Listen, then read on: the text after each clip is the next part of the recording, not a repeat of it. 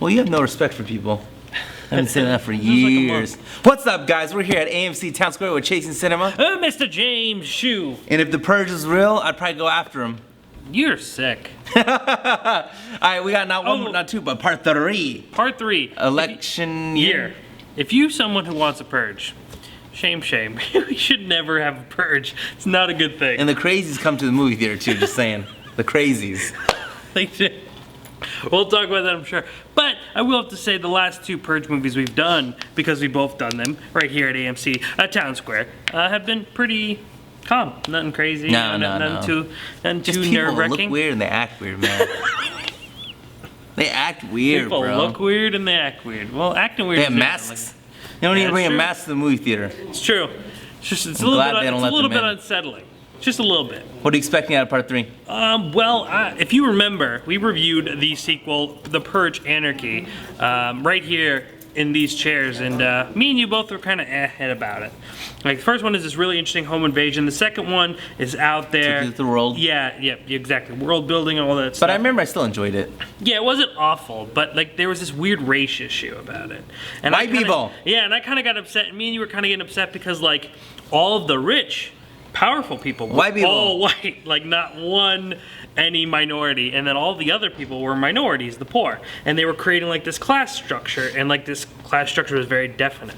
So I don't know, like election year, I'm hoping this movie like has like some political statements. I'm sure it's about politics somewhat, so I'm hoping they address that, because if they keep ignoring like this whole race thing, like that's gonna be a problem for me, because it's so like blatant in your face. Like in the first movie, everyone just kind of talked about how it was weird that all the white people, and then there was just like one African-American homeless guy, and they kind of took that like the wrong way. But then the second movie, you're like, oh damn, like there is like a race thing going here.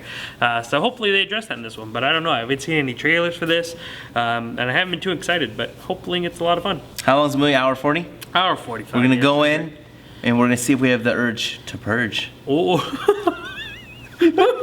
Yeah, because I had one, but that totally beat it. Alright, so we just got out of Purge election year. Did you survive the annual Purge? I didn't have the urge to purge. The movie was fun, entertaining, and there's a couple parts where it's just a little cartoony. That one girl about the candy bar. Candy girl, around your world, you look so sweet. Candy girl, that's what she kept referencing. But I did like it when she opened the door. Miley Cyrus's "Born in the USA" came on. I did like that, but the car was sick. That girl, she had issues, bro. The car though. The car was sick. Yeah, that was kind of cool. It was a slug bug. Yeah, it was cool though. Old school slug bug, Volkswagen Beetle. But the movie was, it definitely wasn't. I loved it. It wasn't great. It was it was good. Yeah. Was it your favorite Purge? Honestly, I don't even remember the first 2. I mean, these movies, and hey, give me a year and I'll forget about this one. You know, these are movies for me are just a one-time watch. I'm glad I watched them, and even if I didn't do what we did, I'm sure I would still. These films keep me on my toes. Did you jump? That one part where she's like the good person that saves everyone. The senator. No. Oh yeah, the lady like who was like really badass. When she was walking with her earphones on, and then all of a sudden that guy jumps out and says, "Get your mask." I was like, "Oh." Outside of that, other than that, I was happy with everything. Frank Grillo. Yeah. I was like, you can't take only Captain America. Crossbones. Yeah, only Captain America can take down Crossbones. So he held his own. He did what he did. I thought he did a good job. Yeah, it's a good movie, fun. Yeah. How was the audience? Our Were they audience? like riled up? Oh yeah. Were they like really pumped? Not really, huh? No, we didn't hear nothing. No, ours wasn't like no like crazy psychos. Kill that mother. So I saw this movie a few nights ago. Yeah, the screener. The press screening, and it made me really uncomfortable because people were really like a little bit over happy about like the killings and the stuff. And like I'm cool, like I'm right with you, man. Like I want to see evil vanquished and I want to see the bad punished. But like there was like this eerie feeling. People were just like, yeah, man, got shot in the face. And this one guy was like, shoot him. And I was like, oh god, everyone's getting a little bit too excited right now for me. Made me feel a little bit uncomfortable, a little bit nervous. But I really enjoyed this movie. I thought that this movie was probably one of the most focused. It's actually my favorite of the past two. I remember not liking the second one very much.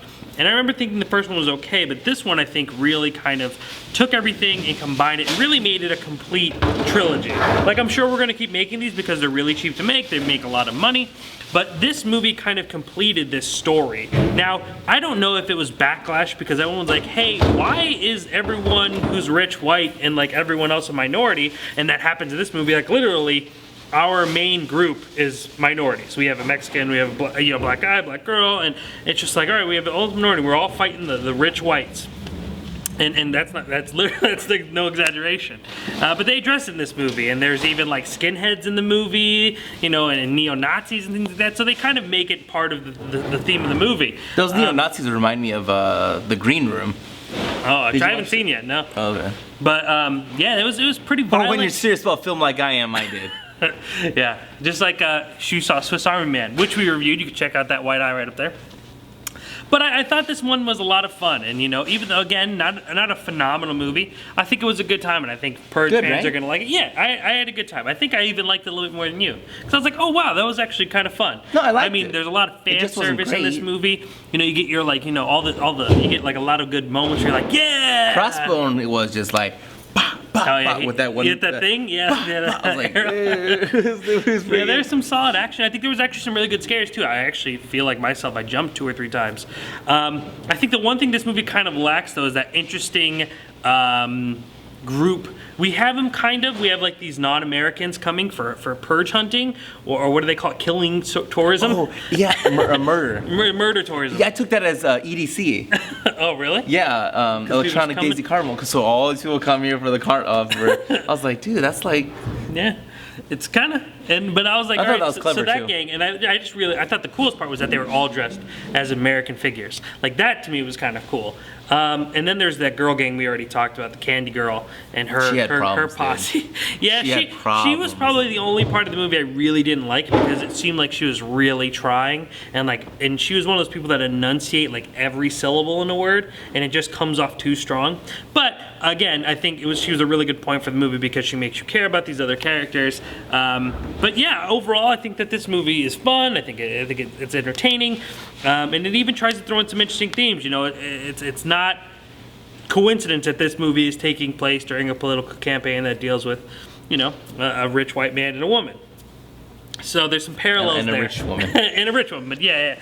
But you know, the movie does go kind of out there, and it's not so much about the random psychos in the streets, but it's more about the random psychos in our White House and the random psychos who run our politics and Congress, and you know how we see the class system in America. Even though we don't really have like a class system, we obviously know that they want in this movie the motivation for the purge to keep going by the new founding fathers is that the people who die during the purge are the poor people because they can't afford security, they can't afford protection, and they get killed off. Less health care, less all this stuff they got to pay for. It did make sense. Yeah, and it's kind of like, oh wow, like this movie just kind of really tells you a lot about their thoughts of our government. Not saying that we think that, but that's what this movie is kind of saying. Am I right? Like you felt that? Yeah, 100%. So, but it's an interesting movie. Trying it's a little to be all smart. Movie. Yeah. But then they had the Candy Girl part that she's like, okay. That's the thing though. Is it's like I don't know if they did this by accident. You know, because like I said, everyone was really like, why is this movie so racially like separated, like so segregated, and why is it not addressed? And in this movie, it's finally addressed. So like, were they like, oh damn, we should make this like part of the plot, or was this something that just kind of happened by accident? That's Who's the senator? Do you know her real name? I don't off the top of my head. She's actually pretty hot, bro. Like I was watching her the whole time with her her black frames.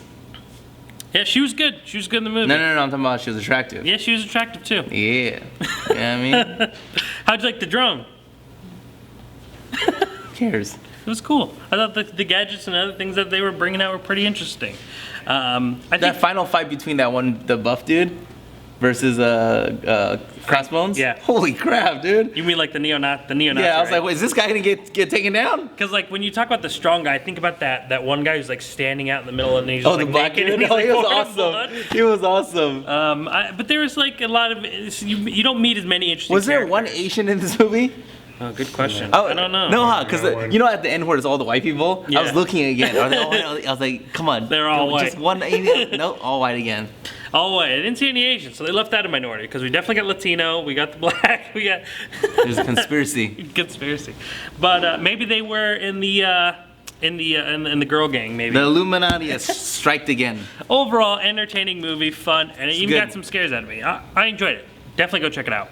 I love it. ChasingCinema.com. If you haven't been there, do yourself that favor. Yeah, please do. You don't follow this guy, Jacob R. Toronto, but it's at Jacob Toronto. Do that. It's at the beginning and the end of the video, obviously. Yes, we also reviewed this week Swiss Army Man.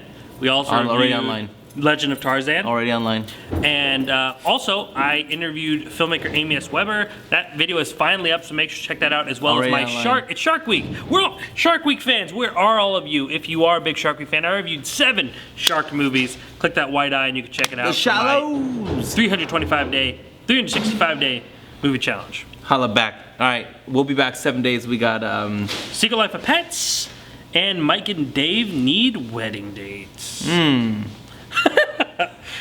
Busy week at the theater. All right, we'll be back. ChasingCinema.com is known as Film Lovers website.